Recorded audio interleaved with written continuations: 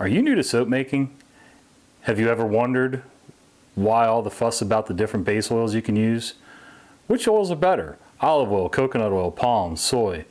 Well, stay tuned. Let's talk about it.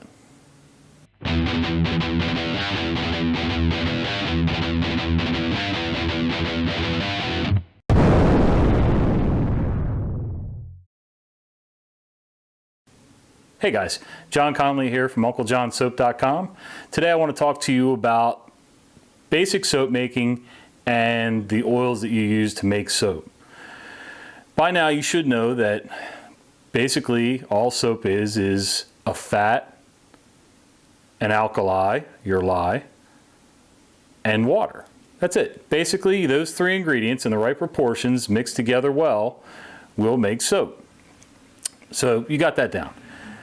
Have you ever been on the forums researching before your first batch or your second or your third, or trying to, improve your skill set a little bit, and discovered that everybody's talking about cocoa butter, shea butter, mango butter, whatever. Every kind of different oil you can imagine. Doesn't it get a little confusing? So what is the deal with all those different oils, and why is it that everybody thinks their recipe's the best? Well, it breaks down to a couple different things. You're looking at different acid makeups in the oils, the oleic acid, linoleic acid, all that stuff. And what it boils down to is most oils, let me rephrase that, most vegetable oils or animal fats will make soap. Now, there are different proportions, and that's where the lye calculator comes in, and I'll put a link to that down below to one of my favorite lye calculators on soapcalc.com, and it's really easy to learn. You just need to figure out a few things along the way, but once you get it down, you should be able to make any recipe you want with just about any oil you want. And the list of oils is exhaustive. So why does everybody think that their oil is the best and their recipe is the best in proportions? Well, I don't know. That's the short, honest answer. Because quite honestly, most oils will make a good soap. There are some differences. A straight coconut oil soap will wash you, but it'll also tend to be a little drying. Here's a fun fact. Straight coconut oil soap, no other oil used, is one of the only soaps that's known to lather in seawater, heavy salt water.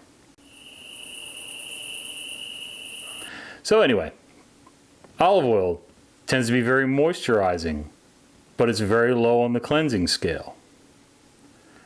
Soy, and I know, don't get me started on soy.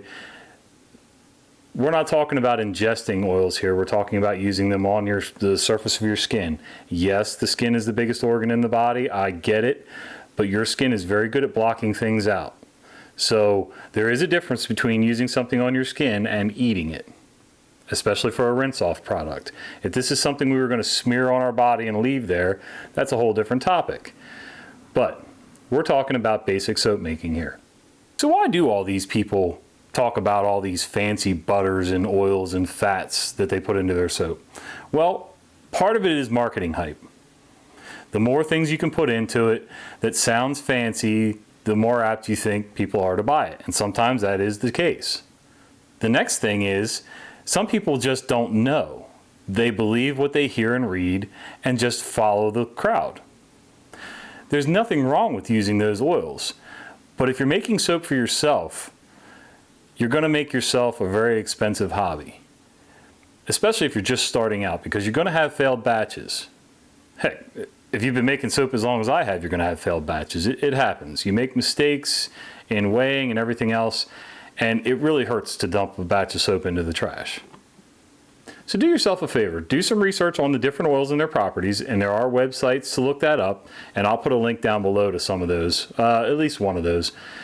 And when you go on to soapcalc.com to start figuring out your first or second or 20th recipe, when you plug oils into your recipe, and there's a long list of oils that you can use, it will tell you off on the left-hand side what each of those oils does and brings to the party soap making wise. Don't be too complicated with it. Do yourself a favor, keep things simple. I am a firm believer in keeping things as simple as possible.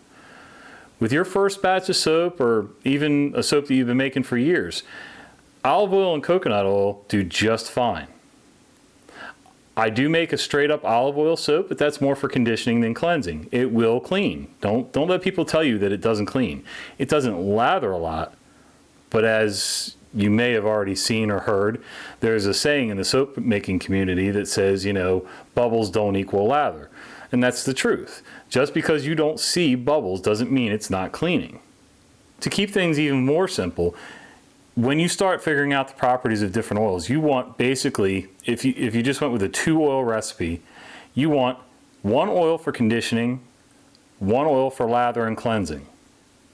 Coconut oil and olive oil do that. Coconut oil and canola oil will do that. Any oil will make a soap. Any vegetable oil or animal fat will make a soap. Now, lard and tallow. Tallow is basically beef fat, lard is pig fat. No getting around it. For centuries, people have been using animal fats to make soap. In some countries, they used olive oil because that's the oil that they had. There's nothing wrong with using either of those oils. And I know I've gone off on a little bit of a tangent here. There are people who will swear that they have never used a soap with animal fat in it and never will.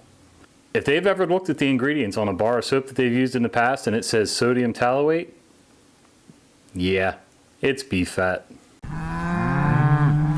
So don't get too hung up on which oil is better and which oil is worse, and don't go by what you're eating, because putting things on the outside of your skin is different than shoving them down your throat. Okay? Keep it simple, keep it basic, learn the skills, and then one by one, gradually learn the properties of each oil that you're using, plug it into your lye calculator, and actually see what the numbers are. It will tell you the different properties, the iodine and the different acids and everything else, and it'll tell you how cleansing it is, and it goes by numbers, so it's very easy to follow, how conditioning it is, how hard it makes the bar. And when you add all those oils together in one list, you get a comprehensive description of what that final bar will be. Now, soap calc is not 100% accurate. None of the lye calculators are.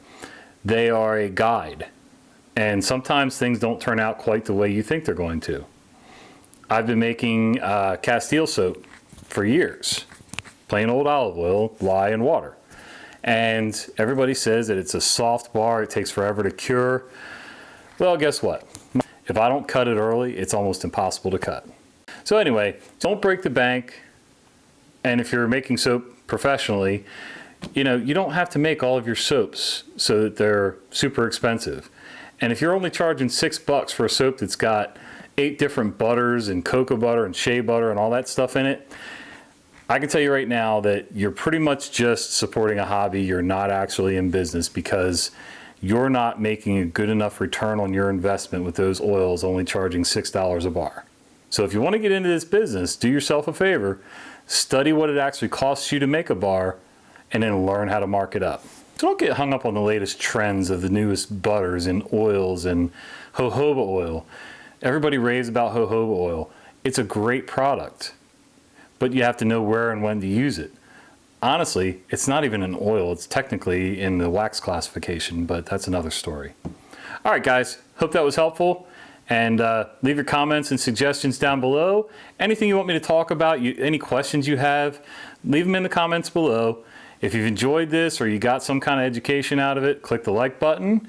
Oh yeah, go ahead and subscribe while you're down there.